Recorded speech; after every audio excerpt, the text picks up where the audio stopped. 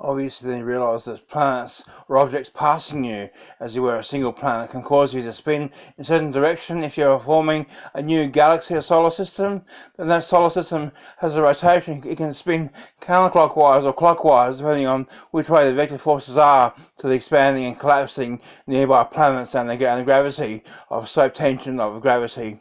So you realise this. If you spin it counterclockwise, it's probably a water planet because of the nature of water. It's counterclockwise usually because of the electricity and because of the mass of water and the liquid nature. It just happens to be counterclockwise, going by our own galaxy.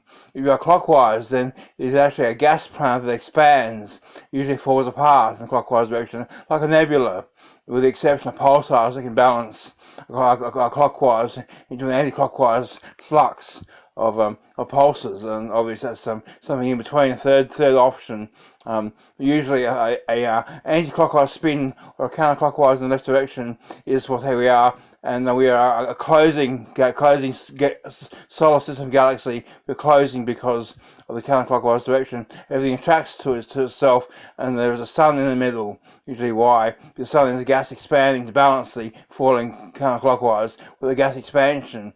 And you see there's the spring that balances the weight as opposed to the other clockwise direction, or the opposite, the gas expanding, and then solid masses of iron probably, with magnetic fields obviously as well. The magnetic fields may not be electricity. If it is clockwise, it may just be what we call light effects and lightning storms and things we see by the Hubble telescope in the lit part of the nearby galaxy or larger universe as it is.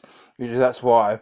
If you thought of bicycles, you could think that the clockwise and anti-clockwise direction are like your forward wheels spinning. You can go forward, but you can't go in reverse when you've gone forward.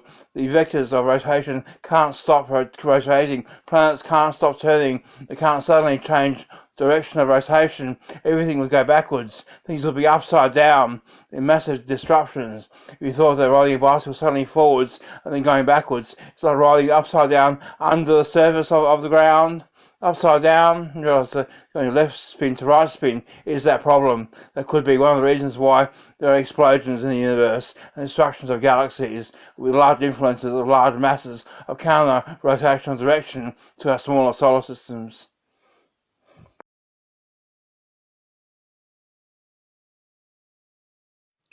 A lot has been learnt with telescopes, and in fact the idea of using lenses to bend light for telescopes to be able to see further or closer is really quite useful. If you think of the ocean as a curve of the coast, the ocean has water and air and sunlight of a lens of pressure of gases of the oxygen to actually make a lens in the atmosphere, and that can cause a bend of a lens. And if you thought that was at the coast, how somewhere in between the coast and the mountains, you could say your observance to the atmosphere, to the apex of the mountains, to the moon above it, is a double-lens telescope of two triangles.